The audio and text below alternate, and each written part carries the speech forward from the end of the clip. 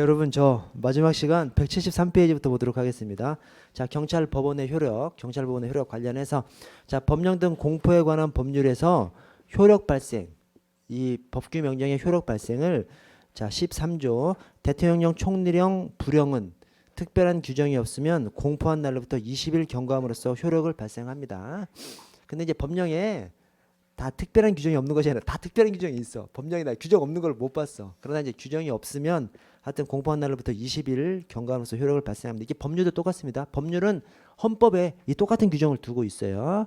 법규명령은 여기 법령 등 공포에 관한 법률에 규정하고 있고 법률은 헌법에 똑같은 규정을 두고 있습니다. 자, 13조의 이 법령의 시행 유예기간 국민의 권리 제한 또는 의무 부과와 직접 관련되면 아래 공포일로부터 적어도 30일이 경과한 날부터 시행되도록 해야 됩니다. 그래서 어떤 법령 시행일 규정이 없어. 그러면 공포한 날로부터 20일 경과함으로써. 근데 국민의 권리 의무와 관련돼. 그러면 공포일로부터 적어도 30일이 경과한 다음부터 시행되도록 그래서 국민한테 좀 예고 이익을 더 많이 주도록 권리 의무 관련되면 그렇게 규정을 하고 있고요. 자, 행정기본법상 법 적용의 기준을 보시면요. 엄청 중요합니다, 여러분. 엄청 중요합니다. 행정기본법은 엄청 중요해요. 왜? 우리 경찰학에서 행정법을 내기 때문에 행정기본법이 중요한 것이죠. 왜 그래? 이 행정기본법이 행정법학계의 오랜 수건 사업이었죠. 그것이 3년 전에 이제 통과가 돼서 그래서 만약에 행정법에서 시험 문제가 나왔는데 행정기본법에서 나왔어. 그럼 가장 기본이 되는 사항이 나온 것이죠. 그래서 우리 경찰학에서 행정법이 조금씩 나오는데 행정기본법에서 나와. 그럼 뭐 어디 구석에서 낸 것이 전혀 아닙니다. 그냥 제대로 낼 곳에서 낸 것이기 때문에 그래서 행정기본법은 중요하다. 자, 행정기본법에서 173페이지 행정기본법에서 법 적용의 기준으로 자, 1번에 1항은 이거 불소급의 원칙 규정하고 있고요. 자, 2항은 당사자의 신청에 따른 처분은 아래 끝에 처분 당시 법령에 따릅니다. 이게 뭔 말이냐면 신청을 했어. 신청을 했는데 신청을 하면 바로 인허가를 해주는 것이 아니라 일정 시점이 지나간다면 이제 인허가 처분을 하죠. 자, 신청시가 있고 처분시가 있어. 근데 그 한가운데 이쯤에서 법령이 개정돼 버린 거예요. 그랬으면 이 처분을 할 때, 즉 이 처분을 할 때 신청시 법령을 따르느냐, 처분시 법령을 따르느냐예요. 신청시 법령을 따라버리면 법령 개정되기 이전이니까 위법한 행정이 돼버리는 거죠. 말도 안 되는 거예요, 여러분. 사실상은 법령이 신청한 다음에 한 달 뒤에 처분을 할 때에는 중간에 개정됐으면 개정된 이후의 법령, 즉 처분시 법령을 따라야 되는 거죠. 그래야 적법한 처분을 하는 것이지 신청시 법령에 따르면 위법한 처분을 해버리는 것이죠. 그래서 안 되는 겁니다. 그래서 기본적으로 처분 당시, 신청 당시가 아니라 처분시 법령에 따라야 되고요. 자, 대신 사망에 법령 등을 위반한 행위의 성립과 이에 대한 제재 처분은 아래 법령 등을 위반한 행위 당시 법령에 따릅니다. 어떤 행위를 위반 행위라고 하려고 하면 행위를 할 때 법령에 위반했어야 위반 행위라고 하지. 나중에 법 바뀐 다음에 그 법 적용하면 말도 안 되죠. 그래서 소급 금지에 딱 걸려버리는 것이죠. 그래서 이것은 또 행위 당시입니다. 그래서 서로 완전히 달라. 완전히 다른데 당연한 거예요. 서로 완전히 반대되는 얘기를 하는 것 같은데 근데 사실은 당연한 겁니다. 당연한 거. 대신 그 뒤에 다만 밑은 유리하게 변경된 경우에는 변경된 법령을 따릅니다. 즉 불리하게 변경됐을 때 불리한 법령으로 하면 안 되는 것이죠. 자, 넘어가서 경찰작용법의 기초. 지금 일반 행정법 파트를 하고 있습니다. 근데 일반 행정법 파트 안에 지금 법치행정을 한 거예요. 법치행정에서 지금 이제 법이 뭐냐 거기까지 본 겁니다. 근데 그 뒤에다가 갑자기 경찰권 발동의 근거와 한계를 넣어놨습니다. 왜 넣어놨을까요? 제가 여러분 경찰권 발동의 근거와 한계가 우리 저 일반 행정법에서는 행정법 총론 말고 저 강론에 이제 붙어가 있죠. 그러나 경찰권 발동의 근거 한계가 이게 뭐야? 이게 법치행정 원리의 경찰 버전이에요. 법치행정 원리의 경찰 버전이 경찰권 발동의 근거와 한계입니다. 그래서 제가 여기 바로 그냥 법치행정 원리 뒤에다가 넣어놓은 겁니다. 뭐냐면 경찰권 발동의 근거, 일정한 작용은 근거가 있어야 할 수 있다. 법률 유보. 자, 경찰권 발동의 한계, 이 한계에 뭐가 있어? 법령상 한계와 일반 원칙상 한계가 있거든요. 법령상 한계와 조리상 한계. 조리가 이제 일반 원칙이고, 자 법령상 법규상 한계, 조리상 한계.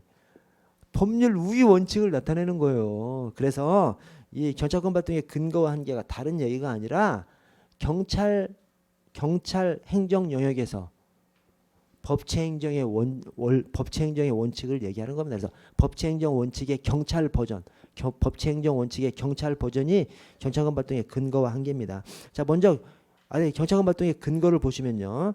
경찰권을 발동하려면 조직법적 근거와 자용법적 근거가 있어야 되죠. 자, 조직법적 근거는 이 직무 범위로 규정돼 있어야 되죠. 그래서 거기 1항 초 중간에 모든 경찰 작용은 권력 작용이건 비권력 작용이건 경찰의 임무 범위 내에서 이루어져야 됩니다. 그래서 모든 행정 작용은 조직 규범 안에서 임무 범위 안에서 해야 됩니다. 권력적 작용이건 서비스적 작용이건 그 구체적인 작용법적 근거에 있어야 된다고 하는 것은 그 아래 작용법적 근거를 얘기하는 것이고, 조직법적 근거는 모든 작용입니다. 모든 작용은 조직법적 근거는 있어야 돼. 하여튼 조직법적 근거는.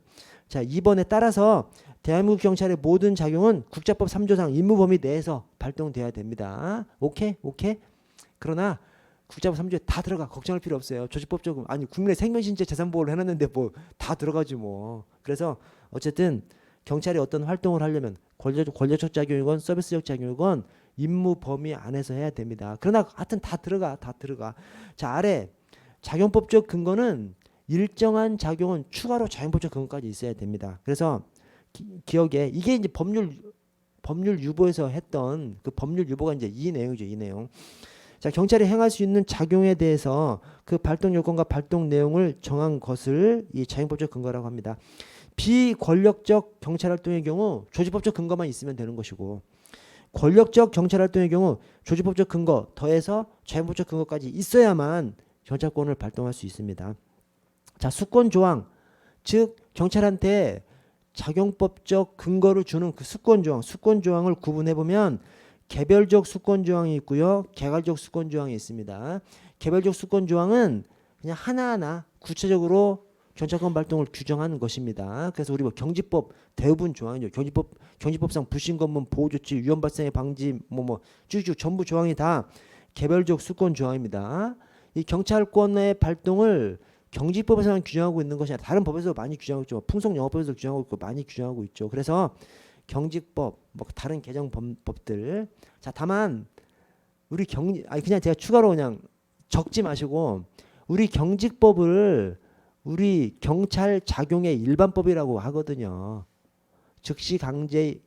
경찰상 즉시강제 일반법, 또 경찰 작용의 일반법 이렇게 얘기합니다. 그래서 이 개별적 수권 조항을 그냥 개별적 수권 조항이라고도 하고, 이 개별적 수권 조항을 특별 조항 또는 개별 조항이라고도 합니다. 개별 조항. 근데 일반법상 개별 조항, 개별법상 개별 조항 이런 표현들이 막 나와요.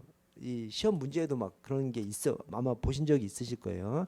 여기서 말하는 일반법은 경지법을 얘기하는 것이고, 개별법은 경지법 말고 다른 법률을 얘기합니다. 그래서 경지법 안에 경지법 2조 7호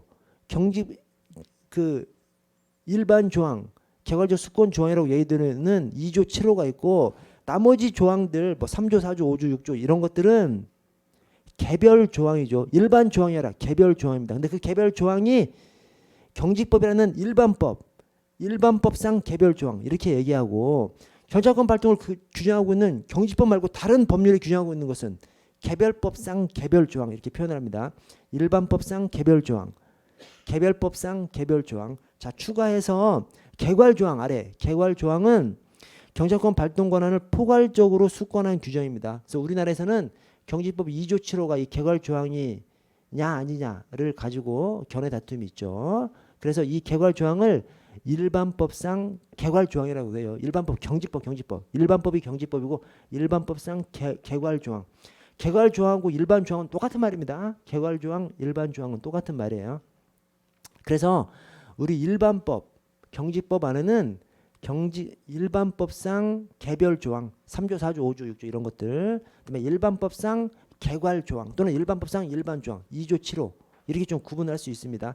용어가 막 엄청 복잡한 것 같습니다만 사실 뭐 좀 익숙해지면 복잡한 건 아니에요. 근데 그러니까 시험 문제에 혹시라도 그런 표현이 나온다 하더라도 잘 생각해 보면 뭐 풀릴 수 있는 문제니까 이렇게 당황하지 마시라는 의미에서 말씀드린 것이고, 자 디귿의 개괄적 수권 조항, 일반 조항, 개괄적 수권 조항, 일반적 수권 조항, 일반 조항, 개괄 조항 다 똑같은 말입니다. 자 개괄적 수권 조항은 개별적 수권 조항을 적용할 수 없는 영역에서 보충적으로 적용될 수 있죠. 그렇죠.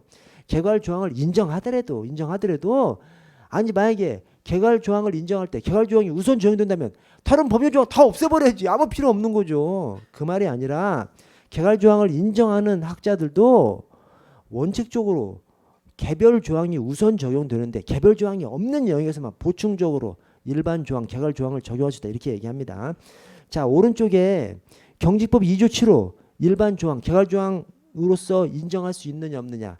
자 긍정설이 있고 부정설이 있어요. 자 부정설을 먼저 볼게요. 부정설을 보시면 아래에 1번에 경찰작용은 국민의 자유 권리와 긴장관계 가능성이 높다. 즉 경찰작용은 주로 국민의 권리물을 침해하는 작용이 많기 때문에 그래서 경찰작용의 근거 요건 효과를 근거 요건 효과 한계를 명확히 규정해야만 한다.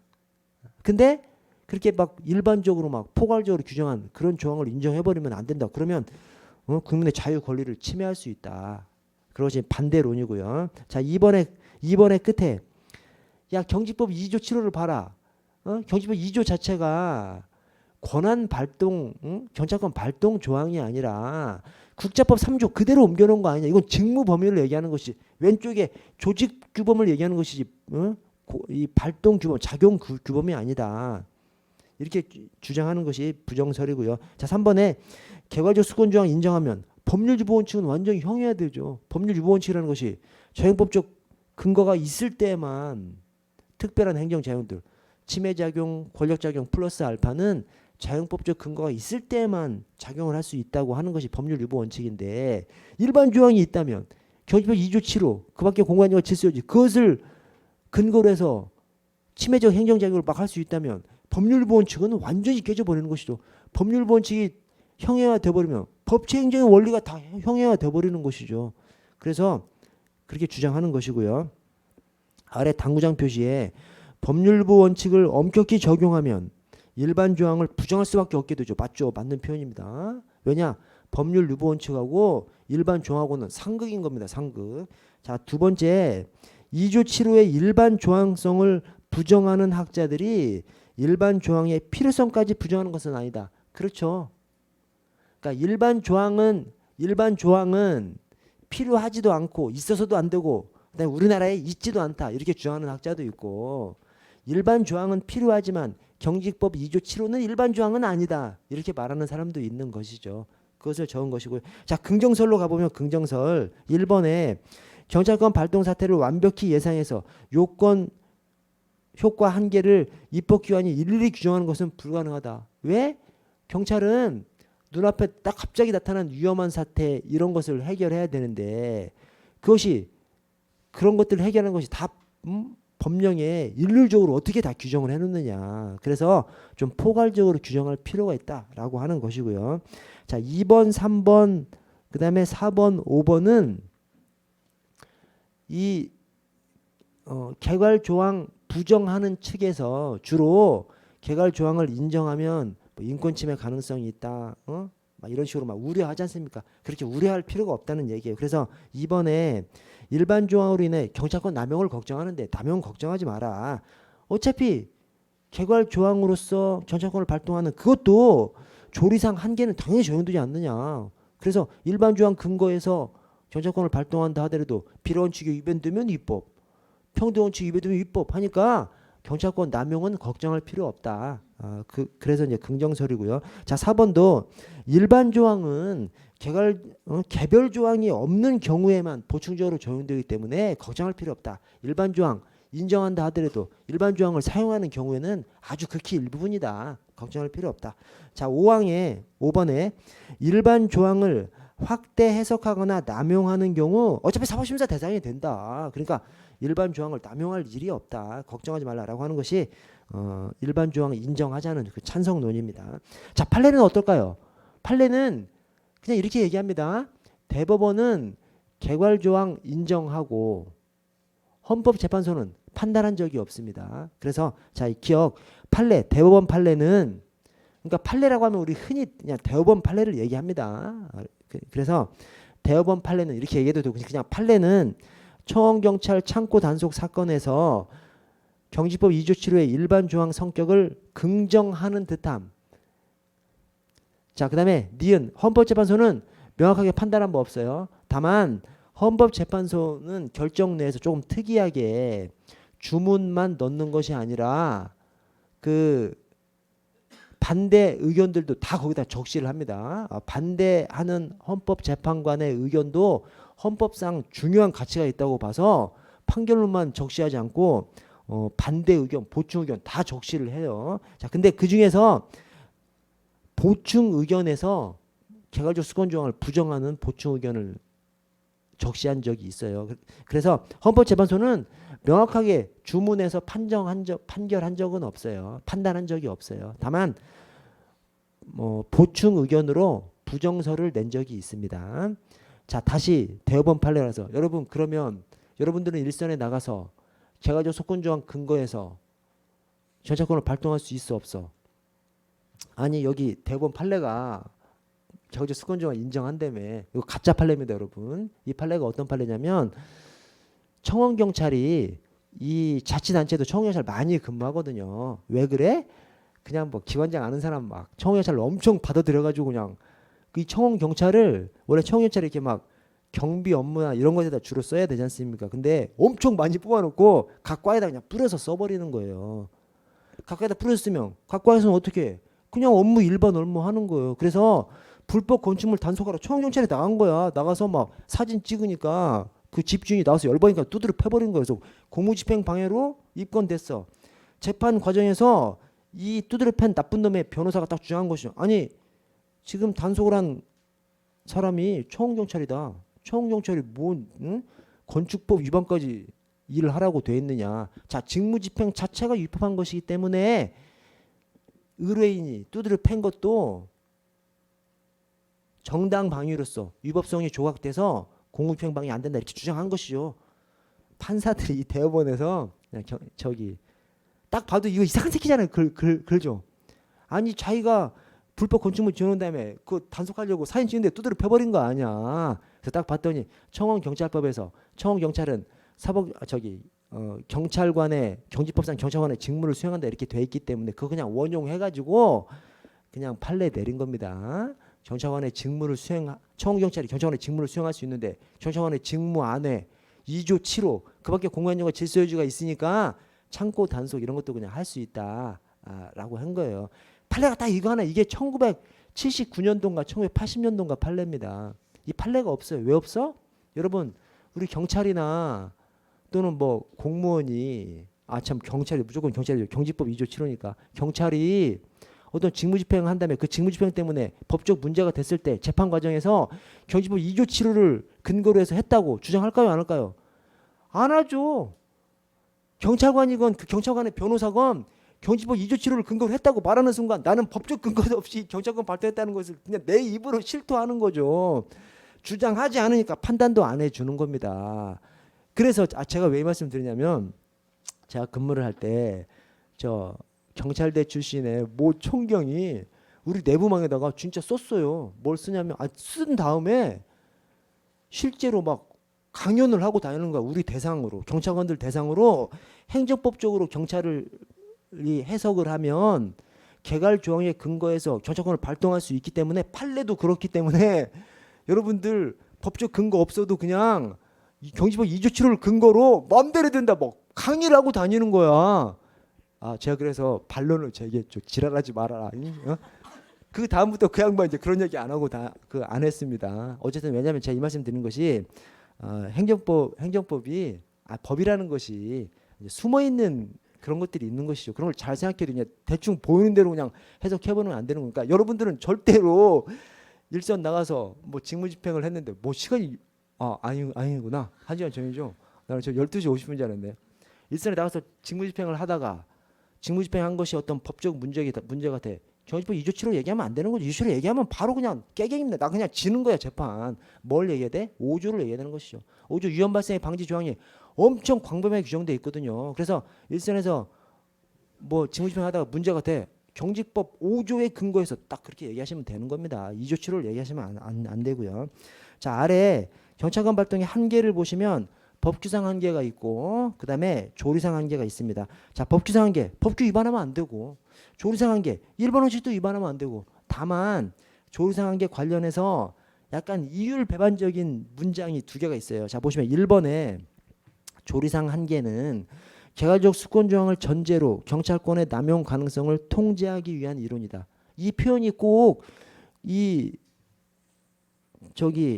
조리상 한계가 개괄적 수권 조항만을 가지고 얘기하는 것처럼 그렇게 얘기합니다. 그렇죠. 근데 2번을 보시면 반드시 개괄적 수권 조항이 아니라 하더라도 통상 경찰권 발동의 요건을 규정하고 있는 법규에서는 통상 재량 또는 불확정 개념으로 규정하고 있는 경우가 많아서 법규상 한계를 보완하는 제2 통제수단으로서 조리상 한계가 큰 의미를 가진다. 그래서 두 번째 문장에서는 이 조리상 한계가 개괄적 수권 조항이 아니라 하더라도 모든 작용에서 적용될 수 있다. 이렇게 얘기를 하는데 1번에서는 꼭 개괄적 수권 조항만 가지고 얘기하는 것처럼 서술합니다. 근데 두 지문 다 맞는 지문을 봅니다. 그래서 1번이 꼭 개괄적 수권 조항만 이 조리상 한계 적용된다는 그런 말이 아니라 개괄적 수권 조항 얘기를 할 때 특히 조리상 한계가 더 유용하게 쓰여진다. 그냥 그런 측면에서 학자들이 그냥 쓰는 얘기입니다.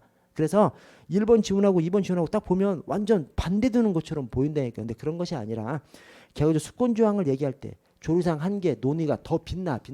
그래서 그런 측면에서 그냥 서술한 것이다. 이렇게 생각해 주십시오. 둘 다 맞는 지문입니다. 다음 페이지 넘어가 보면 자, 구체적인 조리상 한계가 소공책 비평이에요. 이제 경찰 행정법상 일반 행정법상 이 조리상 한계가 비평자 신부라고 통상 얘기하고 그다음에 경찰 행정법상 조리상 한계를 소공책 비평 이렇게 얘기합니다. 자, 먼저 소공 목적의 원칙은 크루치베르그 판결에서 우리가 맨 앞에서 봤던 경찰의 작용은 경찰권 발동은 소극적 질서 유지에 한정된다. 그 크루치베르그 판결에서부터 확립된 것이고요. 자, 아래 공공의 원칙은 1번 첫 중간에 사생활 관계에 대해서는 경찰권을 발동할 수 없다는 겁니다. 공적 관계에만 경찰권 발동할 수 있다는 거예요. 다만 사생활이라 하더라도 그것이 공적 영역으로 발전하는 경우가 있죠. 즉 집에서 막 시끄럽게 떠들어가지고 옆 사람들 잠도 못 자게 그러면 그 사람만의 사생활이 아닌 것이죠. 집안에서 마약을 해 그러면 사생활이 아닌 것이죠.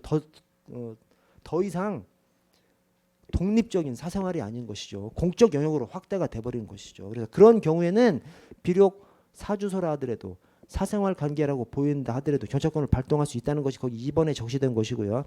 자, 3번, 4번 비례 원칙하고 책임 원칙은 비교되는 것입니다. 뭐냐면 비례 원칙이 뭘 말해? 또 책임 원칙이 뭘 말해? 자, 비례 원칙은 경찰권 발동의 조건과 정도와 관련한 조리상 한계입니다. 그래서 조건과 정도라는 것이 경찰권 발동의 조건, 뭐 급박할 때, 위험할 때, 그때 발동할 수 있다는 그걸 말하는 것이고 정도, 최소한도로 그것이 바로 이제 비례 원칙이잖아요. 그래서 비례 원칙은 경찰권 발동의 조건과 정도와 관련된 일반 원칙이고 경찰 책임 원칙은 경찰권 발동의 대상, 즉 경찰권 발동은 장애 상태, 위험 상태, 장애 상태에 책임이 있는 자에게만 경찰권 발동을 해야 한다는 것이 경찰 책임의 원칙이기 때문에 경찰권 발동의 대상과 관련된 것이 경찰 책임자에게만. 그래서 경찰 책임의 원칙이 경찰권 발동의 대상과 관련된 원칙이고 경찰 비례 원칙은 경찰권 발동의 조건과 정도와 관련된 원칙이다라는 거 먼저 알아두시고요. 자, 경찰 책임의 원칙 의의를 보시면 그 바로 아래 경찰권은 경찰 위반 상태 또는 뭐 장애 상태, 경찰 위반 상태, 장애 상태에 직접적 책임이 있는 자에게만 발동할 수 있다는 것이 경찰 책임의 원칙입니다. 자, 경찰 책임의 주체는 그냥 다 될 수 있어요. 그래서 뭐 자연인, 뭐 사법인, 또 사법인, 법인이 아니라고 하더라도 하여튼 뭐 다 될 수 있어요. 그래서 자연인, 위험 상태가 객관적으로 존재하기만 하면 되는 객관적 책임이고 두 번째 고의 과실이나 정당한 권한의 유무, 행위자의 행위 능력, 국적 이런 것들은 고려하지 않습니다. 이런 걸 통틀어서 뭐라 그래? 주관적인 요건이라고 합니다. 주관적인 요건은 고려하지 않습니다. 왜냐하면 전처권이 발동하는 그 현장을 한번 상상을 해보세요. 우리는 위험할 때, 막 급박할 때 전처권을 발동하지 않습니까? 급박할 때, 위험할 때, 그런 장애 상태가 있을 때 전처권을 발동하는데 그 급박한 위험 상태, 장애 상태, 아니 위험 상태, 장애 상태만 있으면 전처권을 발동하는 것이지. 그래서 그 위험한 상태, 장애 상태를 일으키는 행위자나 또는 그런 상태를 그 상태와 관련되는 사람한테 전처권을 발동하면 되는 것이지 그 행위자나 상태를 만드는 사람한테 뭐 소유권이 있는지 이런 것들을 어떻게 따지냐고요. 그래서 우리가 전처권을 발동하는 그 현장은 급박할 때, 위험할 때, 장애 상태가 있어, 위반 상태가 있어, 그러면 발동하는 것이지 주관적인 요건은 가릴래야 가릴 수가 없습니다. 그걸 가리면 전처권 발동 못하는 것이죠. 그래서 여기 고의, 과실, 정당, 권한, 유무, 행위자, 행위 능력, 국적 이런 것들은 통틀어서 이제 주관적인 요소죠. 주관적인 요소는 따지지 않는 겁니다. 객관적으로 장애 상태를 유발하고 있어. 어떤 행위나 상태가 객관적으로 어떤 위험 상태를 유발하고 있어. 그러면 전처권 발동할 수 있는 겁니다. 자, 사법인 뭐 사법인뿐만 아니라 그냥 권리 능력이 있건 없건 상관없이 전처권 발동할 수 있습니다. 자, 공법인 국가기관을 얘기하는 것이죠. 국가기관. 자, 국가기관은 실질적인 경찰 책임, 형식적인 경찰 책임을 나눠볼 수 있는데 실질적인 경찰 책임은 경찰 장애 상태를 유발하지 않아야 할 책임. 그것은 당연히 국가기관한테도 인정되는 것이고 대신 형식적 경찰 책임은 경찰기관이 타 국가기관한테 명령하고 강제할 수 있느냐, 저작권을 발동할 수 있느냐 그 말입니다. 거기에 대해서는 당연히 발동할 수 있지.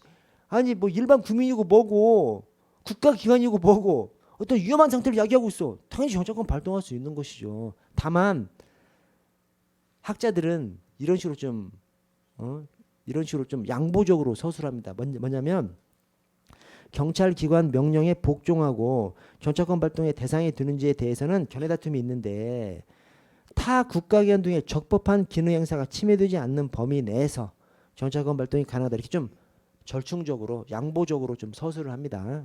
그렇게 이해해 주시고 자 아래 특징을 보시면 아까 한 얘기 또 나와요. 행위자의 국적, 자연인 법인의 여부, 고의, 과실, 위법성, 유무, 위험에 대한 인식 여부, 행위자의 행위 능력, 불법 행위 능력, 형사 책임 능력, 정당한 권한 의무, 즉 각종 주관적인 요소는 따지지 않습니다. 그냥 객관적으로 위험을 야기하고 있어. 객관적으로 장애를 일으키고 있어. 그러면 경찰권 발동할 수 있습니다. 그래서 각종 주관적인 요소 따지지 않습니다.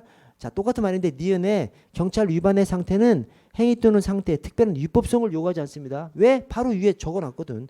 고의, 과실, 위법성 이런 것들은 따지지 않습니다. 그냥 객관적으로 위험한 상태, 장애 상태를 일으키고 있어. 그 일으키고 있는 상태, 행위에 대해서 전처권 발동할 수 있는 겁니다. 자, 오른쪽 전체 책임의 종류를 보시면 행위 책임, 상태 책임, 복합 책임이 있습니다. 자, 행위 책임. 자기 또는 자기 지배하에 속하는 사람의 행위에서 발생한 경우에 지는 책임이 행위 책임입니다. 근데 그 행위 책임에 지배자 책임이 있어요. 즉 종업원이 뭐 술 팔면 업주까지 이제 처벌하는 경우, 그런 경우를 상상하시면 되겠습니다. 자, 그런데 그런 지배자 책임이 있기 때문에 기억에 타인의 행위에 대해서도 책임 발생이 가능합니다. 이제 그것이 이제 지배자 책임인데 니은에 이 지배자 책임의 성질이 자기 책임이냐 대위 책임이냐. 자기 책임은 자기가 잘못한 걸 책임지는 것이고요. 대위 책임은 남의 잘못한 것을 내가 대신 지는 것이죠. 그래서 이 지배자 책임이 꼭 대위 책임일 것 같은데 학자들이 자기 책임이라고 합니다. 왜 그래? 그렇게 위반하지 않도록 교양 감독할 자기 책임을 다하지 못한 것이죠.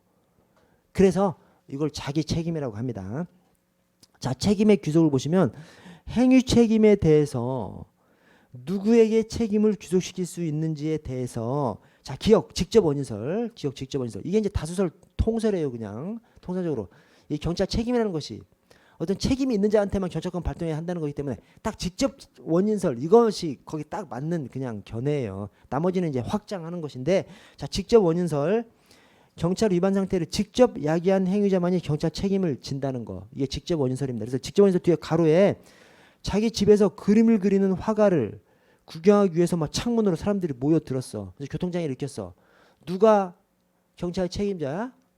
사람들이 모여들어서 교통장애가 발생한 거지 않습니까? 모여든 사람들, 구경꾼들이 경찰 책임자이고 화가한테 책임을 귀속시킬 수 없죠. 왜? 직접 모여든 사람들 때문에 경찰 장애가 발생했기 때문에 화가 때문에 발생한 것이 아니죠. 그래서 직접 원인설에 의하면 모여든 사람들, 군중들이 책임자고요. 자, 니은에 이제 확장시키는 겁니다. 니은.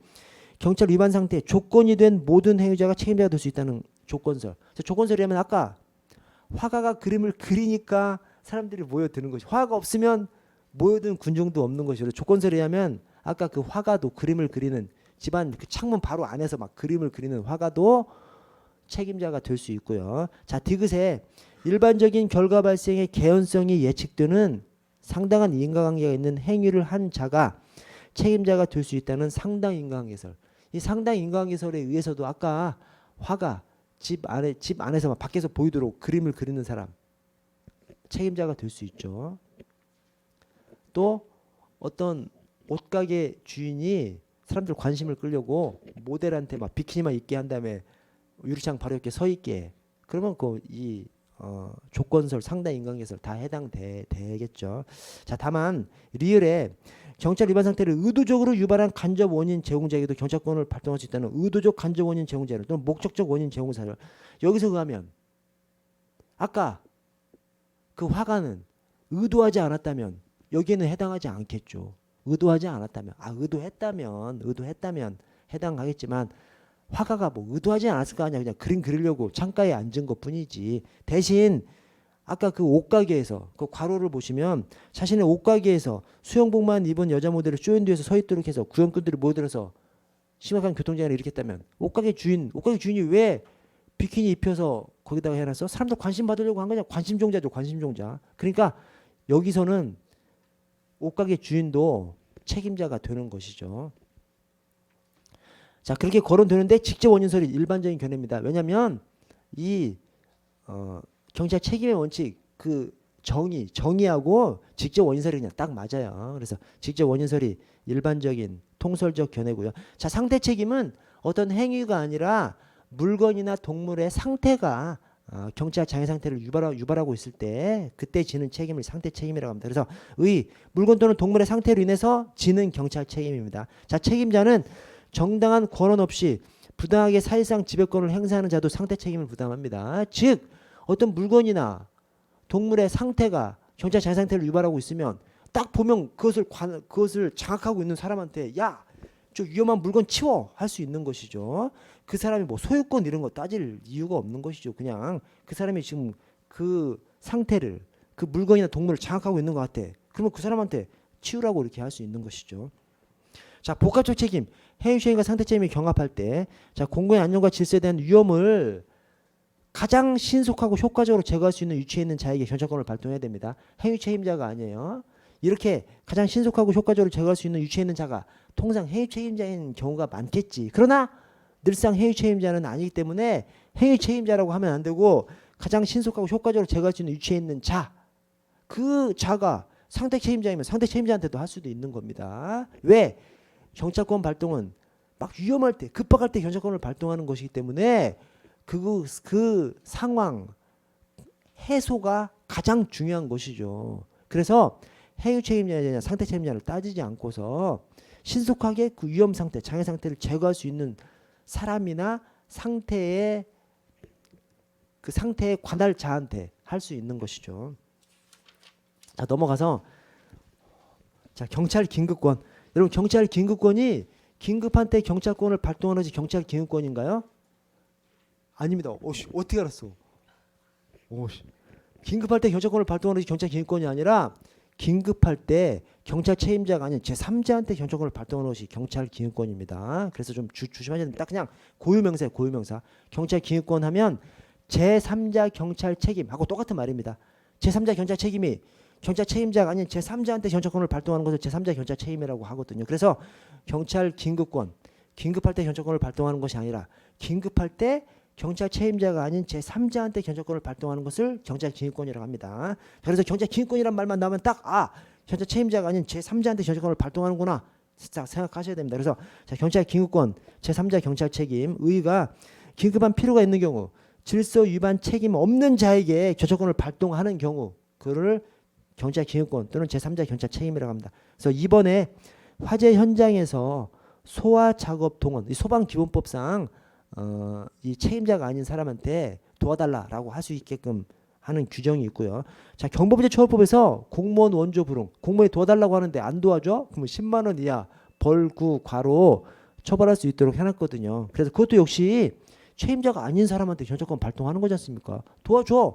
안 도와주면 강행적으로 10만 원이야 벌구 과까지 때려버릴 수 있는 것이기 때문에 자, 고속도로상에서 대형 교통사고가 발생했을 때 도와달라고 하는 거 이런 것들이 경찰 기능권 또는 제3자 경찰 책임이라고 할 수 있고요. 자, 법적 근거 반드시 법령의 근거가 필요합니다. 왜? 책임자도 아닌 사람한테 경찰권 발동하는 거기 때문에 완전 예외적인 경찰권 발동이죠. 그래서 법적인 근거가 있어야 된다. 그 법적인 근거가 초유의 소방기본법이나 경범죄처벌법 이런 것들이 근거가 되는 것이죠. 그래서 자연법적 근거만으로는 발동할 수 없고요. 자, 2번에 일반법은 없고 개별법, 뭐 소방기본법, 경범죄처벌법, 수상에서의 수색구조동행할 법률, 경지법까지. 경지법은 뭐에 있어? 위험 발생의 방지 5조. 그걸 확대 위험 발생의 방지 안에 뭐 경고하고 뭐 피난 조치하고 뭐 그다음에 조치를 하게 하거나 경찰이 직접 조치를 할 수 있거든요. 그 안에 이게 제3자에 하는 것도 포함되어 있는 것이 아니냐 이렇게 생각하는 견해가 많이 있습니다. 그래서 경지법 5조를 얘기하는 것이고요.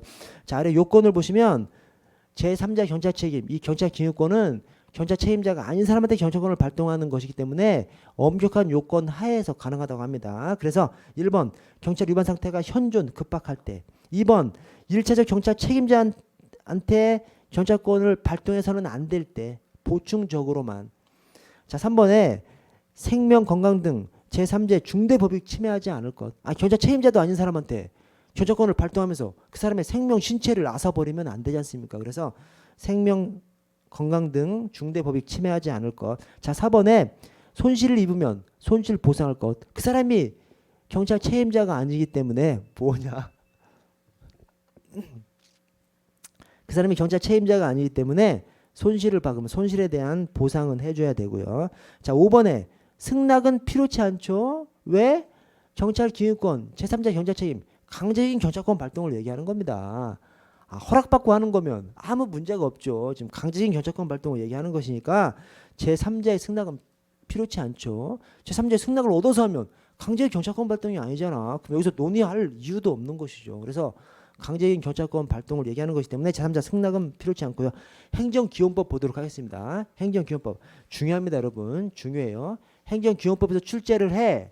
그러면 출제할 곳에서 출제한 거예요. 그래서 자, 행정기원법 자, 정의에서 법령 등이란 이것은 이제 아까 봤으니까 저 하단에 처분하고 제재처분 보겠습니다. 자, 처분 개념 정의가 있고요. 제재처분 개념 정의가 있습니다. 근데 그 제재처분이란 법령 등에 따른 의무를 위반하거나 이행하지 아니했음을 이유로 당사자에게 의무를 부과하거나 권익을 제한하는 처분을 말합니다. 즉 한마디로 의무 불이행 또는 의무 불이행 또는 의무 위반에 대해서 제재하는 거예요. 그러니까 제재 처분이죠. 즉 운전면허 정지 처분, 운전면허 취소 처분 이렇게 제재하는 처분이 제재 처분입니다. 근데 맨 끝에 이거 행정상 강제는 제외됩니다. 왜 그래? 성질상 제재 처분은 제재하는 것이고 행정상 강제는 이행시켜버리는 거예요. 성질상 달라. 그리고 행정상 강제는 여러분 여기서 제재 처분을 왜 규정해 놨을까요? 저 뒤에 보시면 제재 처분이 국민한테 침입적 처분이잖아. 그래서 행정기준법에서 제재 처분을 하면서 이런 것들은 지켜야 된다. 준수 규정을 저 뒤에 마련을 해놨어요. 근데 제재 처분하고 행정상 강제는 성질이 다르다니까. 첫째는 성질이 다르고 두 번째로는 행정상 강제는 별도 조항이 있어요. 별도. 30조부터 33조까지 별도 조항이 있어. 별도 조항이 있으니까 제재 처분 관련 조항으로 따질 필요도 없어요. 그래서 제재 처분에 행정상 강제는 제외됩니다. 자, 오른쪽으로 와서 기간의 계산을 볼게요. 자, 6조 행정에 관한 기간의 계산. 자, 2항 끝에 첫째 줄 끝에 권익이 제한되거나 의무가 지속되는 기간의 계산은 다음 각호의 기준에 따른다. 1호 끝에 기간의 첫날을 산입합니다. 자, 지금 권익 제한 의무 지속 기간, 권익 제한 의무 지속 기간의 첫날을 산입하면 이게 뭔 말이야? 기간 첫날을 산입하면 하루 일찍 끝나죠. 권익 제한이나 의무가 지속이 하루 일찍 끝나게, 하루라도 빨리 끝나게 만들어 준 거예요. 오케이? 우리 저 민법상 기간 계산이 어떻게 되죠? 민법상 기간 계산이 초일 불산입이죠. 다만 민원 사무 처리 기간은 초일 산입이죠. 왜 그래? 하루라도 빨리 민원 사무 처리해 주라는 거예요. 오케이? 그거랑 똑같은 겁니다.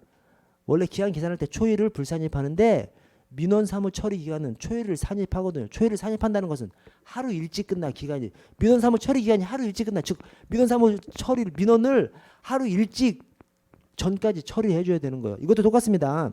권익 제한 의무 부과 하루 일찍 끝나게 하려고 초일 산입시켜 놓은 거예요. 오케이? 자, 그다음에 7조에 법령 등 시행일의 기간 계산. 자, 법령 등 훈령, 예규, 고시, 지침 포함해서 의의 시행일을 정하거나 계산할 때에는 다음 각각의 기준에 따른다. 1호 공포한 날부터 시행하는 경우는 공포한 날을 시행일로 한다. 뭐 당연한 것이고, 이후에 중간에 일정 기간이 경과한 날부터 시행하는 경우 법령 등을 공포한 날을 첫날에 산입하지 않습니다. 첫날에 산입하지 않으면 어떻게 돼? 하루 늦게 시행되겠죠.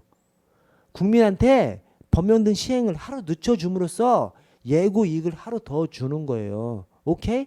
자, 그래서 우리 법령 등에서 법률들 하면 시행일을 정할 때 1년이 지난 후부터 시행한다. 이런 표현들이 있어요. 1년이 지난 후부터 또 6개월이 지난 후부터. 그러면 공포일이 뭐 1월 14일이야.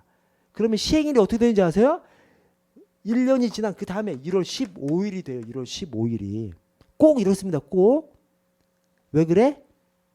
초일을 산입하지 않기 때문에 그렇습니다. 초일을 산입하지 않으니까 하나 늦춰지는 거죠. 늦춰져가지고 자, 초일을 산입했으면 삥 돌아가지고 다음에 1월 13일 밤까지 딱 끝나버리죠. 초일을 산입하면 딱 그날에 딱 시행되게 돼. 근데 그 날은 1년 뒤에 시행한다고 하면 1월 14일부터 1년 뒤에 시행한다고 하면 1월 14일은 엄청 헷갈리죠. 시행되는지 안 되는지. 통상 법령에서는 국민을 막 규율하고 제재하는 규정들이 있으니까 그래서 국민한테 하루의 예고이익을 더 주는 거야. 그래서 시행되는지 않는지 헷갈리는 이 날은 시행이 안 되고 그 다음날 1월 15일부터 시행되게 함으로써 그래서 초일을 산입하지 않음으로써 시행을 하루 늦추는 겁니다. 그래서 국민들이 시행되는지 않는지 헷갈리는 날은 시행되지 않는 거죠. 그래서 1월 14일 날 1년 뒤부터 시행한다면 다음에 1월 14일은 엄청 헷갈리거든. 헷갈리는 날은 시행되지 않는 거죠. 15일부터 시행되게끔 만들어놨습니다. 그것이 첫날을 산입하지 않습니다.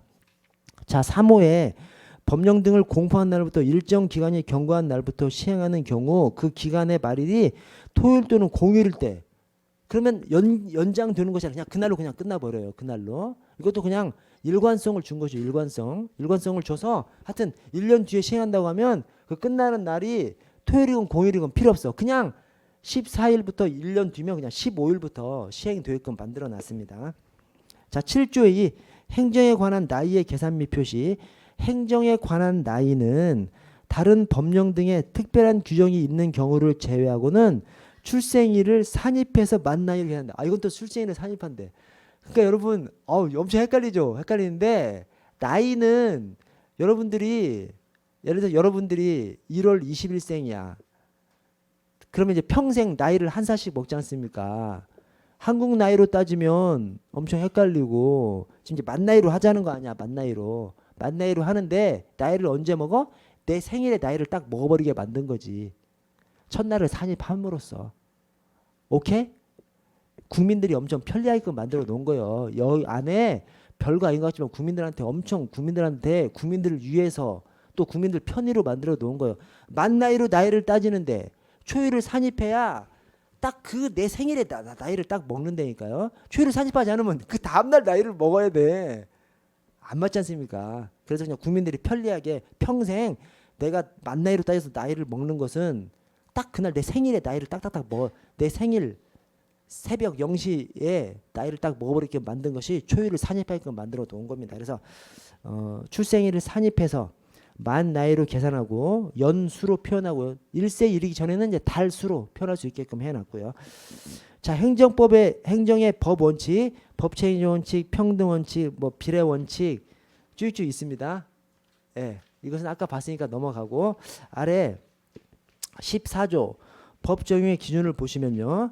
이거 아까 봤는데 한 번 더 보면 이건 워낙에 중요해서 이것은 진짜 너무 중요합니다. 이것은 이 행정기준법에서 딱 하나 나와 그러면 이겁니다. 이거. 자, 그래서 이번에 2항에 신청에 따른 처분은 처분 당시 법령에 따른다.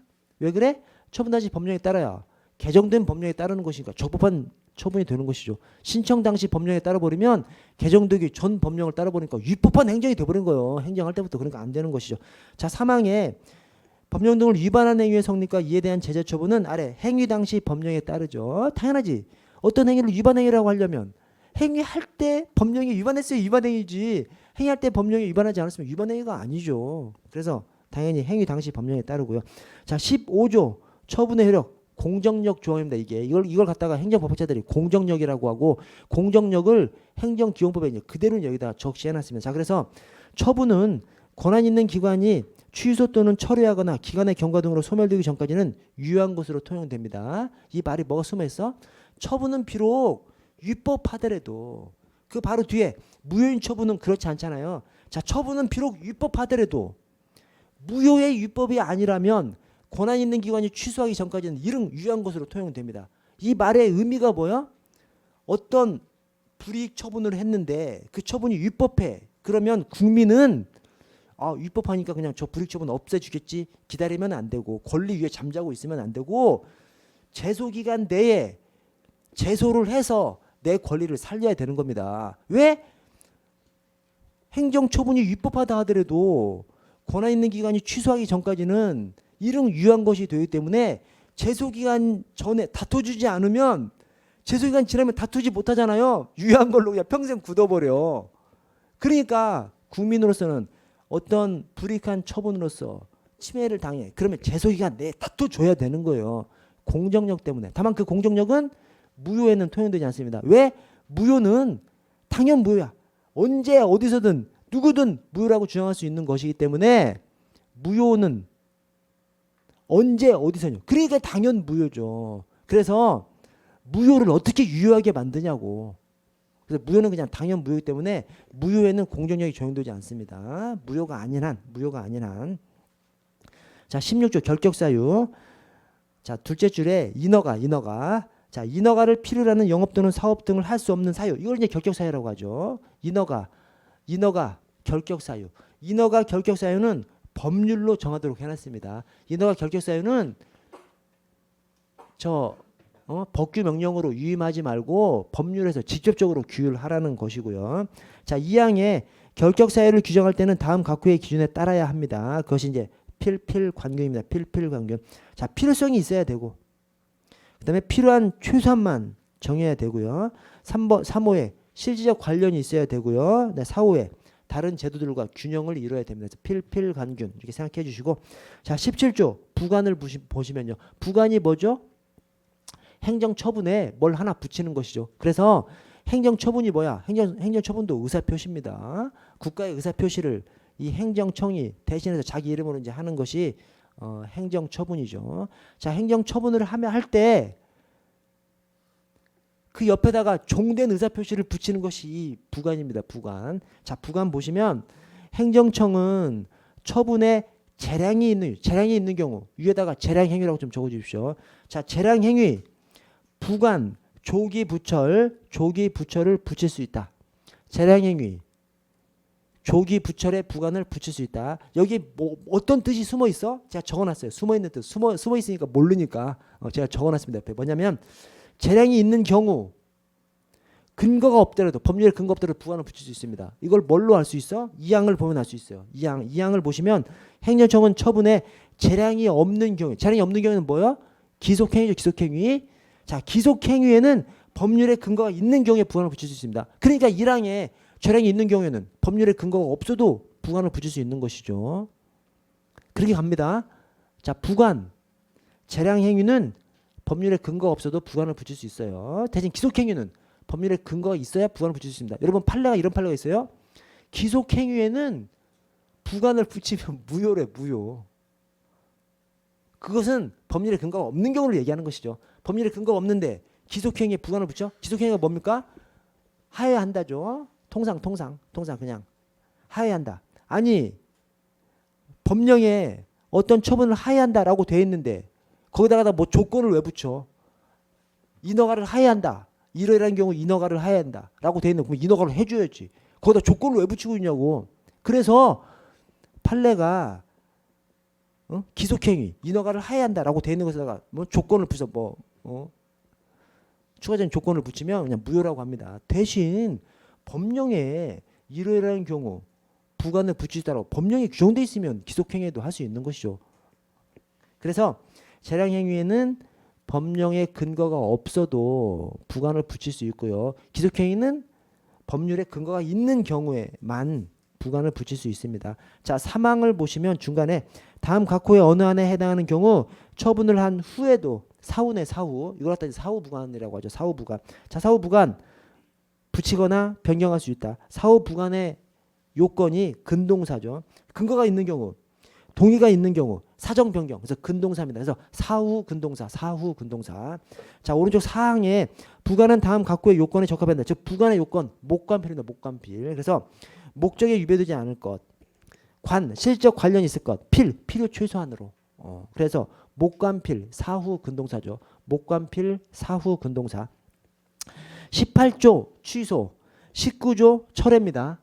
취소 철회 우리는 실정법에서는 막 섞어서 써요. 섞어서 쓰는데 행정법학자들은 명확히 구분을 하죠. 자, 취소는 원시적인 하자가 있어서 취소하는 것을 취소라고 하고 철회는 후발적인 사유가 있어서 취소하는 것을 철회라고 합니다. 자, 그래서 이런 거죠. 운전면허를 받았는데 운전면허를 받을 때부터 사기쳐가지고 형 이름으로 운전면허를 받았어. 그것이 바로 원시적인 하자고 그때 운전면허를 취소하는 것이 취소죠.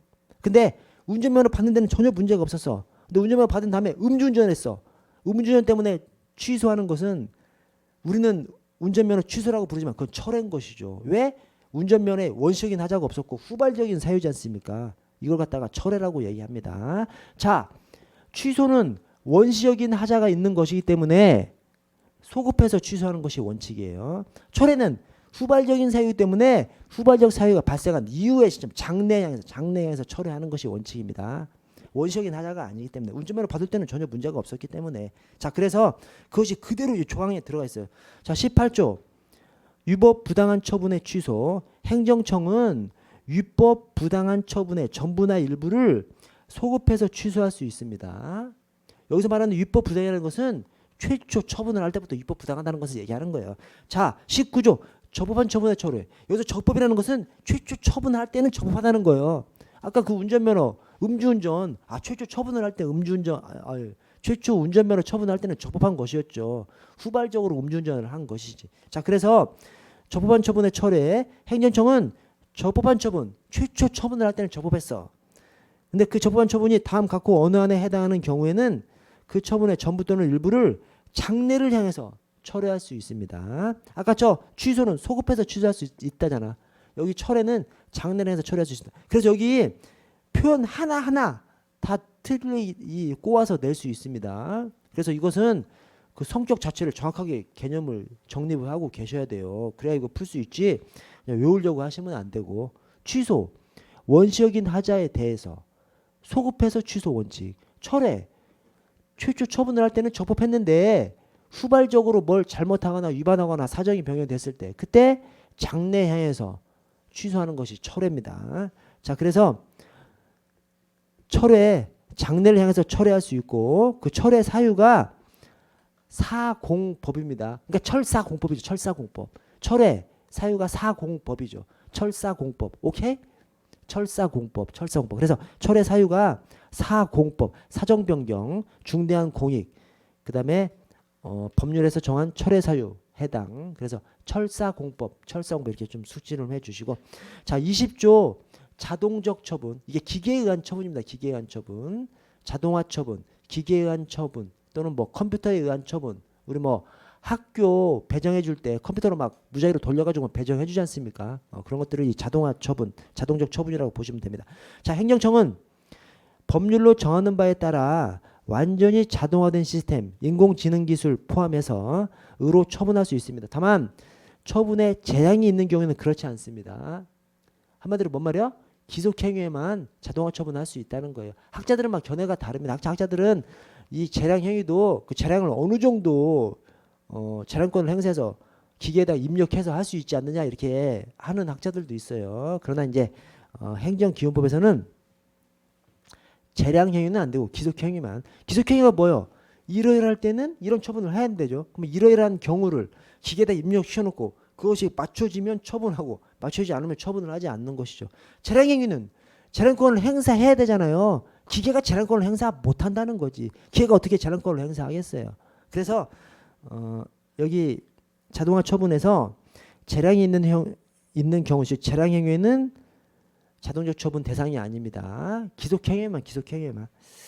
자, 21조 재량권 행사의 기준. 행정청은 재량이 있는 처분을 할 때에는 관련 이익을 정당하게 형량해야 하며 그 재량권의 범위를 넘어서는 안 됩니다. 그래서 기속행위는 어떤 요건이 되면 이제 해줘야 되는 것이죠. 재량행위는 할 수 있다. 해줄 수도 있고 안 해줄 수도 있어요. 근데 이 재량행위에 있어서 어떤 처분을 해줄 수도 있고 해주지 않을 수도 있는 것이 그냥 그 공무원 네 맘대로는 아니라는 거예요. 재량행위라고 하더라도 일정한 재량권 행사의 기준을 정해서 해야 한다는 겁니다. 그래서 그런 기준을 벗어나서 재량권 행사에 일탈 남용이 돼버리면 재량행위를 하더라도 유법성을 피할 수 없는 것이죠. 자, 23조 제재처분의 제척기간을 보시면 행정청은 법령 등의 위반 행위가 종료된 날로부터 5년이 지나면 해당 위반 행위에 대해서 제재처분을 할 수 없습니다. 이게 뭐랑 똑같아? 질서위반행위규제법상 시효 제척기간이 다 5년 똑같지 않습니까? 그래서 그냥 거기랑 똑같다고 연상해 주시면 되겠습니다. 자, 넘어가서 사망에 행정청은 1항에도 불구하고 행정심판의 1항이 이제 5년 이내, 1항이 5년 이내인데 행정심판의 재결이나 법원의 판결에 따라서 제재처분이 취소 처리된 경우에는 재결이나 판결이 확정된 날로부터 1년이 지나기 전까지 그 취지에 따른 새로운 제재처분을 할 수 있습니다. 그래서 행정소송 등을 거쳐서 어떤 처분이 취소가 되면 그냥 다 없어지는 것이 아니라 그 취지에 맞게 재처분을 해야 되는 경우가 있죠. 그것은 행정소송을 하면서 기간이 너무 늦춰질 수가 있는데 어쨌든 그것은 다시 판결이 확정된 날로부터 1년이 지나기 전까지만 아까 이제 5년 이내인데 이렇게 소송 같은 것을 거치면 그 판결이 확정된 날로부터 1년이 지나기 전까지는 새로운 제재처분을 취지에 맞춘 새로운 제재처분을 할 수 있도록 해놨습니다. 자, 아래 인허가 의제를 보시면 인허가 의제가 이제 이런 겁니다, 여러분. 우리나라에서 뭐 공장을 하나 지으려고 하면 뭐 인허가 한 100개를 얻어야 된다고 하죠. 옛날에 그랬어요. 옛날에. 지금 조금 지금 줄어들었지만 또 엄청 많아요. 지금도. 근데 100개 인허가를 받아야 되면 99개 받았는데 하나를 못 받으면 못 하는 거죠. 그 공장 못 짓는 겁니다. 아니 그러면 애초에 99개 인허가 받을 노력을 안 하게 만들었어야지 행정이. 그래서 이 인허가 의제도 행정법학자들이 엄청 오랫동안 엄청 주장한 것들인데 이게 행정기본법에 들어왔어요. 그래서 인허가 의제가 뭐냐면 그렇게 막 어떤 행위를 함에 있어서 인허가가 여러 가지가 필요하다면 가장 중요한 것 하나 딱 찍어. 그걸 갖다가 이제 주된 인허가라고 이름 붙인 다음에 주된 인허가만 받으면 관련돼 있는 다른 인허가 다 받은 것으로 보는 것이 바로 인허가 의제입니다. 국민 입장에서는 엄청나게 유용한 것이 인허가 의제죠. 국민 입장에서는 주된 인허가 행정관청한테만 인허가를 신청해. 그 사람한테만 인허가를 받으면 관련된 법령에 있는 막 여러 기관들의 인허가를 다 받은 것처럼 돼버리는 것이죠. 그래서 100개 인허가를 받을 필요 없이 한 개 인허가만 받아버리면 그냥 공장 지을 수 있게 만드는 것이 인허가의 의제입니다. 자, 24조 인허가 의제의 기준. 인허가 의제란 하나의 인허가, 주된 인허가, 하나의 인허가, 주된 인허가를 받으면 그와 관련된 여러 인허가, 이걸 이제 관련 인허가, 여러 인허가를 받은 것으로 보는 것을 이 인허가 의제라고 합니다. 자, 사망을 보시면 주된 인허가 행정청은 주된 인허가를 하기 전에 관련 인허가에 관해서 미리 관련 인허가 행정청과 협의해야 됩니다. 즉 여러 개 인허가가 필요하면 국민이 다 쫓아다니지 말고 국민은 주된 인허가 행정관청만 상대하면 나머지 인허가는 관련 인허가는 주된 인허가 행정청이 자기가 협의를 해서 해줄지 말지를 결정하게끔 하는 것이죠. 그러니까 국민한테는 엄청 도움되는 것이죠. 자, 4번에 관련 인허가 행정청은 협의를 요청받으면 그 요청을 받은 날부터 20일 이내 아래 의견을 제출해야 됩니다. 정한 기간 20일 정한 기간 20일 아래줄 정한 기간 20일 내에 협의 여부에 관해서 의견을 제출하지 아니하면 협의가 된 것으로 봐버립니다.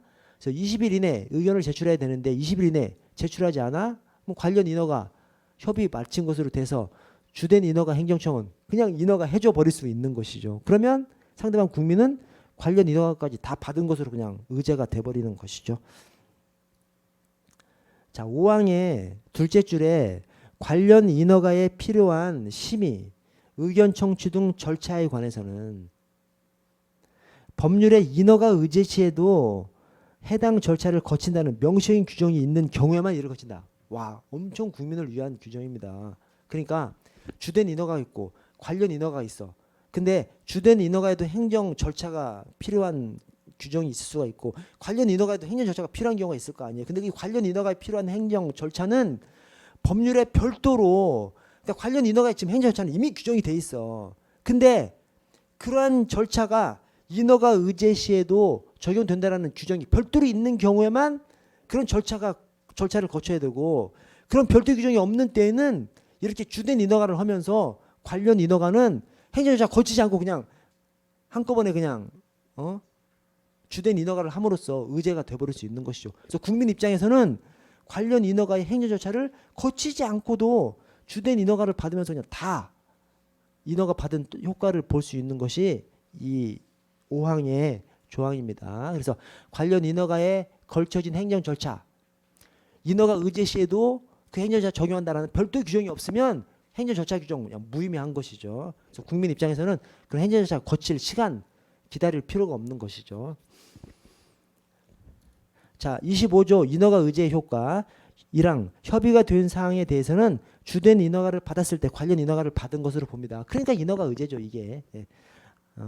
그다음에 25조 2항 인허가 의제의 효과는 주된 인허가 해당 법률에 규정된 관련 인허가에 한정됩니다. 이게 뭐요? 그냥 무조건 관련된 인허가 다 받은 것으로 보는 것이 아니라 법률에 이 주된 인허가를 받으면 관련된 인허가 이것을 받은 것으로 본다라고 규정되어 있는 거 그것만 관련된 거 모두가 아니라 법에 딱 규정되어 있는 것만 인허가 의제 된 것으로 보는 것이죠. 자, 아래 공법상 계약을 보시면요. 자, 27조 공법상 계약의 체결 행정청은 법령 등을 위반하지 아니하는 범위에서 이게 뭐죠? 근거가 없다 하더라도 즉 법령을 어기지만 말고 공법상 계약의 형식을 취할 수 있습니다. 자, 아래 계약서를 작성해야 된다. 자, 법령에 근거가 없어도 공법상 계약은 할 수 있어요. 근데 공법상 계약으로 하려면 계약서는 반드시 작성함으로써 증거를 남기라는 것이죠. 자, 이 공법상 계약이라는 것이 행정이 하는 모든 계약을 얘기하는 것이 아니라 행정이 하는 계약에는 이 그냥 사적 계약이 있고 그다음에 이 공법상 계약이 있습니다. 공법상 계약은 우리가 생각하는 거랑 좀 달라요. 그래서 저기 뭐 시립 무용단원 위촉 계약 이런 것들이 이제 공법상 계약입니다. 그래서 우리가 생각하는 거 그냥 뭐 물건 사는 거 이런 것들은 사법상 계약이고. 자, 오른쪽 과징금 있습니다. 과징금. 과징금. 자, 28조 과징금의 기준. 자, 중간에 의무를 위반하는 자에 대해서 법률로 정하는 바에 따라 그 위반 행위에 따라 제재로서 과징금을 부과할 수 있습니다. 과징금은 법률로 정하는 바에 따라 즉 근거가 필요합니다. 오케이? 아까 저기 부관 붙이는 거 재량행위에 부관 붙이는 거 별도 근거 없어도 붙일 수 있잖아요. 또 공법상 계약 근거가 없어도 공법상 계약할 수 있습니다. 근데 과징금 법률로 정하는 바에 따라 즉 법률상 근거가 필요합니다. 왜 그래? 아유 엄청난 이거 침해적 행위잖아요. 과징금 내 엄청난 침해적 행위 때문에 법적 별도의 법적 근거가 있어야만 할 수 있고요. 자, 29조 과징금의 납부 기한 연기 및 분할 납부. 과징금은 한꺼번에 납부하는 것을 원칙으로 해요. 다만 저 굵은 글씨 납부 기한을 연기하거나 분할 납부하게 할 수 있고 담보를 제공하게 할 수도 있습니다. 자, 이 과징금 제가 왜 읽어드렸냐면 이 과징금이 엄청 많이 쓰이는 거거든요. 이 과징금이 뭐야? 어떤 위반을 했어. 위반을 하면 제재 처분을 해야 되는데 제재 처분을 하면 오히려 국민이 피해를 보는 수가 있어요. 아, 위반은 이 업체가 했는데 오히려 피해는 다른 사람들이 볼 수 있는 거예요. 예컨대 SK텔레콤 뭐 조항 위반해가지고 규정 위반해가지고 뭘 하면 영업 정지, 영업 취소 때려버릴 수 있죠. 근데 영업 정지 때려버리면 1개월 영업 정지 때려버리면 우리들 전화 못 하잖아요. 그러니까 잘못은 SK텔레콤에서 했는데 영업 정지를 때려버리면 국민이 피해를 보지 않습니까? 이때 영업 정지, 영업 취소, 행정 처분을 때리지 않고 그 위반 행위로 인해서 얻은 이익을 싸그리 다 과징금으로 뜯어내 버리는 것이죠. 그럼으로써 다음에 또 위반하지 않도록 만드는 것이 과징금입니다. 이 과징금이 이행강제금하고 유사하게 이행강제금도 엄청 금전으로 하니까 엄청 편리한 수단이거든요. 그래서 이행강제금이 막 각종 법령에 엄청 들어와 있어요. 과징금도 엄청 들어와 있어요. 왜?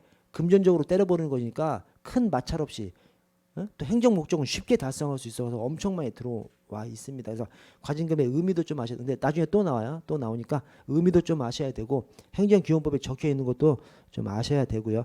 자, 아래 행정상 강제를 보겠습니다.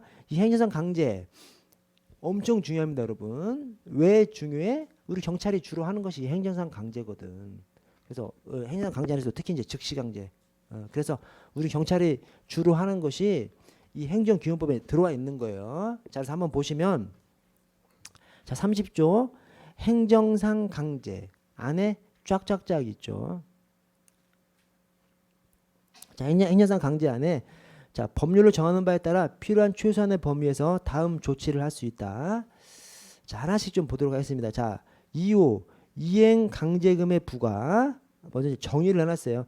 의무자가 행정상 의무를 이행하지 아니하는 경우 행정청이 적절한 이행 기간을 부여하고 그 기한까지 행정상 의무를 이행하지 아니하면 금전 급부 의무를 부과하는 것. 그래서 이행 강제금이라는 것이 이런 겁니다. 너 과거에 뭐 위반했지? 이행 강제금 이런 식으로 논리가 구성되지 않고 야, 너 불법 건축물 지었지? 너 지금 1월 15일인데 또 3월 31일까지 때려 부숴. 안 때려 부수면 그때 이행강제금 부과할까? 이렇게 하는 겁니다. 이 시각이 미래에 초점이 맞춰 있는 거예요. 저 과징금이나 이런 것들은 과거에 대해 맞춰져 있는 것이고 이 이행강제금은 시각이 미래에 맞춰져 있는 겁니다. 저 31조를 보시면 31조 이행강제금의 부과. 자, 이행강제금 먼저 보고 가는 겁니다. 자, 다음 페이지에 2항을 보시면 2항에 행정청은 중간에 이행강제금의 부과 금액을 가중하거나 감경할 수 있습니다. 이행강제금 딱 떨어지는 것이 아니에요. 아래 사항들을 고려해서 가중하거나 감경할 수 있습니다. 오케이? 숙지하시고 자, 5항을 보시면 5항이 엄청 중요합니다. 5항 행정청은 의무자가 행정상 의무를 이행할 때까지 이행강제금을 반복해서 부과할 수 있습니다. 이래서 이제 많이 쓰이는 거예요. 이게 반복해서 이행강제금 때려버리니까 안 지키고 배겨. 이 불법 건축물을 대집행해서 때려 부수려고 하면 막 트러블이 엄청 많죠. 위험하고. 근데 이행강제금 매년 2차례씩 이행강제금 부과해. 와, 평생 나올 것 같은데 어떻게 안 부수고 배기냐고. 그래서 행정목적 달성이 엄청 유용하기 때문에 막 여러 법률에 엄청 들어오는 것이 이행강제금입니다. 자, 반복해서 부과할 수 있어요. 다만 의무자가 의무를 이행하면 새로운 이행강제금의 부과를 즉시 중지해야 됩니다. 왜 그래? 이행강제금은 이행하라고 부과하는 건데 이행했으면 부과하면 안 되지. 자, 그런데 이미 부과한 이행강제금은 징수해야 됩니다. 그래서 이런 거죠. 이게 이제 이렇게 된 거죠. 뭐냐면 자, 1월 15일 날 2월 15일 3월 15일 자, 1월 15일 날 너 2월 15일까지 때려 부숴. 안 때려 부수면 이행강제금 부과한다. 딱 기한을 딱 준 거야, 여기다. 이때까지 안 한 거야. 안 때려 부쉈어. 3월 15일 날 때려 부순 거 이 사람이. 근데 3월 15일 날 때려 부쉈으면 그 뒤에는 이행강제금 부과할 수 있어 없어? 할 수 없다는 거예요. 지금 2월 15일까지 때려 부수라고 한 것을 어겼잖아요. 어겼지만 이행을 했으면 이행강제금은 이행하라고 부과하는 거기 때문에 이행했으면 지나서 이행했더라도 이행강제금 부과할 수 없는 것이죠. 대신 이행강제금 부과를 했어. 부과를 한 다음에 그 다음에 이행을 했어. 그러면 이행했으니까 부과한 거 안 내도 돼? 부과를 했으면 내라는 겁니다. 부과를 했으면. 그래서 그 말이고요. 여러분 다시 조금 앞쪽으로 와서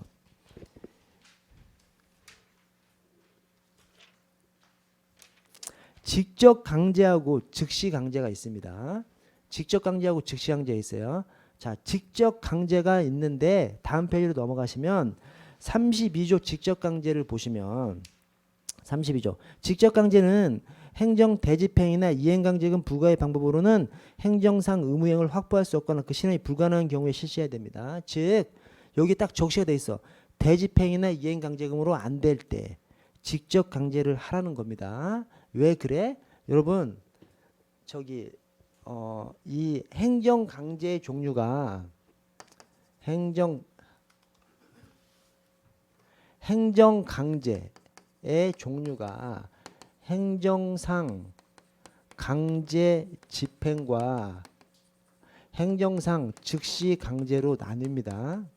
그리고 행정 강제 집행 안에 대강이직이 있어요. 저는 그래서 그냥 강강즉 대강이직 이렇게 숙지하고 있습니다. 내가 뭐 무슨 뭐 잘라서 이것을 어떻게 하겠습니까? 그냥 강강즉 대강이직 해놓고 이제 얘기하는 겁니다. 자, 강강즉 대강이직인데, 자 이게 직접 강제가 여기 있잖아요.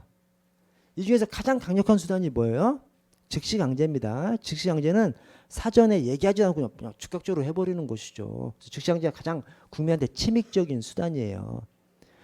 근데 즉시 강제 말고 강제 집행도 행정상 강제 집행도 있거든요. 이 강제 집행 안에 직접 강제가 있어. 이 직접 강제가 즉시 강제보다는 덜 침해적인 거예요. 왜? 직접 강제는 사전에 의무 부과는 하거든요. 야, 때려 부숴. 안 때려 부술 때 가서 그냥 못지를 그냥 이 영업소를 그냥 막아버리는 거죠. 그것이 직접 강제거든요. 직접 강제는 사전에 의무 부과라도 해.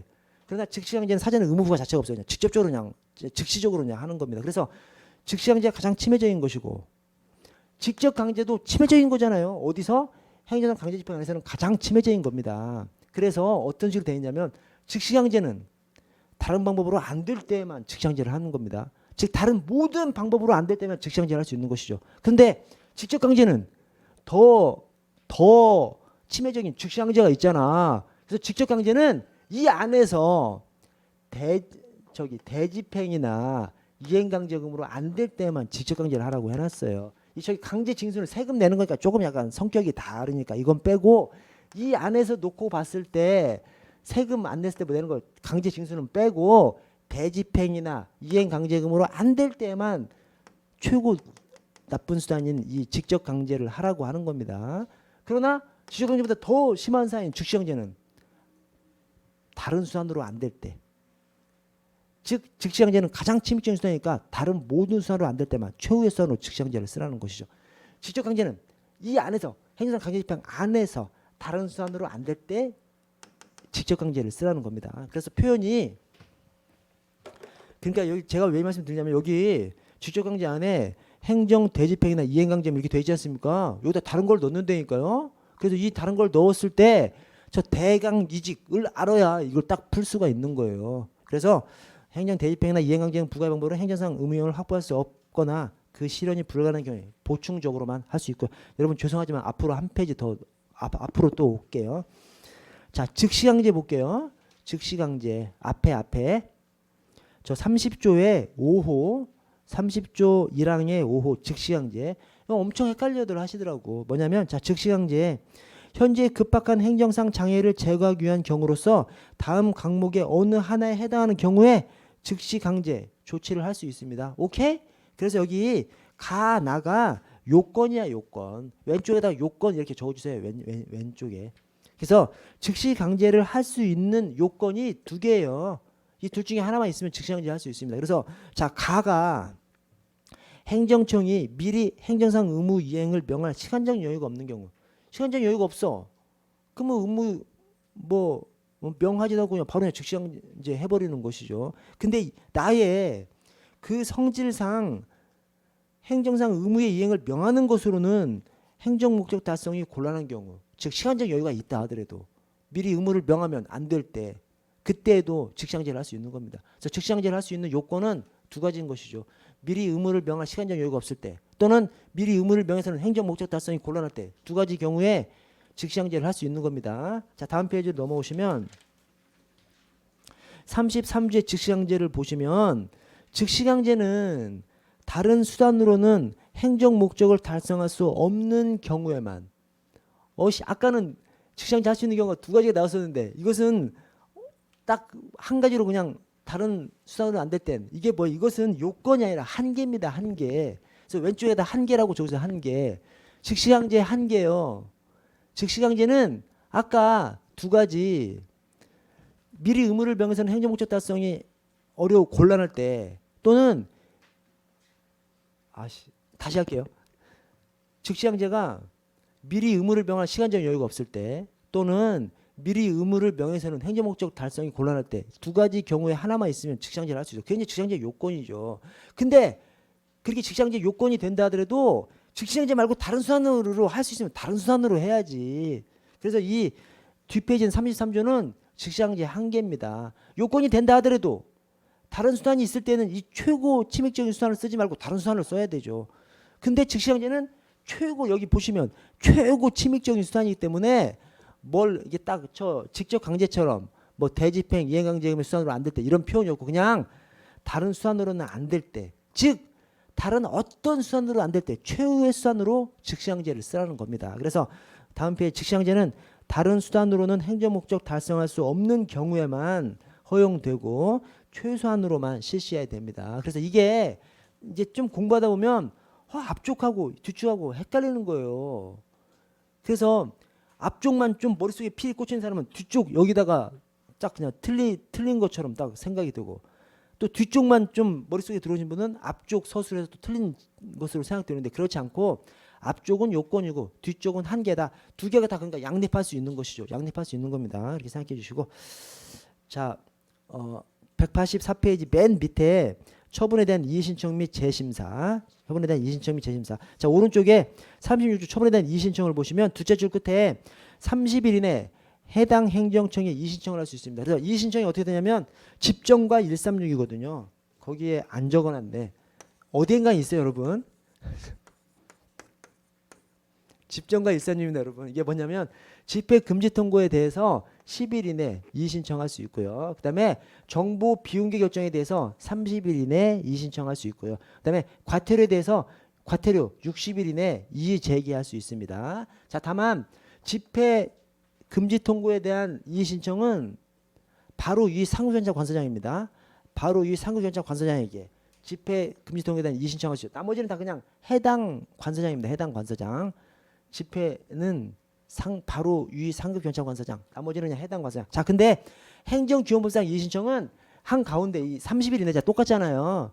그러니까 행정기본법이니까 기본이 되니까 그냥 한 가운데로 쫙 들어간다 이렇게 그냥 연상을 시켜 주십시오. 그래서 집정과 136 행정기본법상 이의신청은 한 가운데 이 정보 비공개 결정 이의신청이랑 똑같습니다. 자 그래서 30일 이내에 자 그리고 2항에 이의신청을 받으면 그 신청을 받는 것보다 14일 내 결과 통지해야 되죠. 자, 이의신청 결과 통지 14일 이내 이의신청 결정이죠. 이의신청 결정. 자, 근데 그 밑에 만료일 다음 날부터 기다려서 이 다음 날이 또 나오죠. 그래서 제가 사시선정범 이렇게 했다가 사시선정범행 우리 경찰 안에서 다음 날부터 기산하는 거 사시선정범행 행정기본법상 이의신청 결정기간 연장 이의신청 결정기간 연장 기산에서 10일 범위에서 한 차례 연장할 수 있습니다. 14일 이내, 10일 이내, 14일 이내, 10일 이내.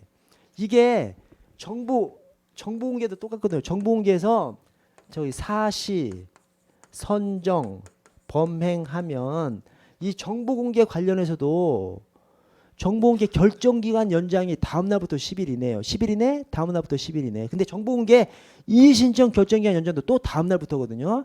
그때는 정보 공개 이의 신청 결정은 7일 이내, 다음 날부터 7일 이내. 오케이? 행정기본법상 이의신청 결정기간 연장도 다음 날부터인데 행정기본법은 14일 이내, 10일 이내죠. 정보공개법은 7일 이내, 7일 이내. 행정기본법은 14일 이내, 10일 이내. 구분하셔야 되고요. 자, 3항에 이의신청을 한 경우에도 이의신청과 관계없이 행정심판 또는 행정소송을 제기할 수 있습니다. 그래서 우리 행정소송법상 기본 원칙이 행정심판은 임의적 전치주의죠. 행정심판 거치고 행정소송 갈 수도 있고 행정심판 안 거치고 행정소송도 갈 수 있습니다. 그러나 별도로 반드시 거치라고 한 규정이 있으면 그 분야에서는 거쳐야 되고요. 이의신청도 마찬가지입니다. 이의신청도 안 거치고 그냥 갈 수 있어요. 그래서 이의신청과 관계없이 그냥 행정심판 또는 행정소송을 갈 수 있고요. 자, 사항에 이의신청에 대한 결과를 통지받은 후 행정심판, 행정소송을 제기하려는 자는 이의신청 통지받은 날로부터 다시 기간을 계산하는 것이죠. 그래서 그 결과를 통지받은 날부터 90일 이내 행정심판, 행정소송을 제기할 수 있습니다. 원래 행정심판이 안 날로부터 90일, 있은 날로부터 180일 이내, 행정소송은 90일 1년, 안 날로부터 90일, 있은 날로부터 1년 이내에 행정소송을 제기할 수 있죠. 행정심판은 90일, 180일, 행정소송은 90일 1년. 그런데 이의신청을 거쳤으면 이의신청 결과 통지받은 날로부터 90일 이내 다시 계산하는 거예요. 다시. 그래서 이 90일이 제가 왜 정확하게 행정심판, 행정소송 왜 말씀드렸냐면 이 90일이 그 행정심판 90일, 180일 그다음에 행정소송 90일 1년에 그 90일인 거죠. 그 90일. 그 90일의 기산점만 결과 통지받은 날로 달라지고 90일은 똑같은 겁니다. 똑같은 거. 여러분 저 고생하셨고요. 내일 아침에 다시 뵙도록 하겠습니다. 수고하셨습니다.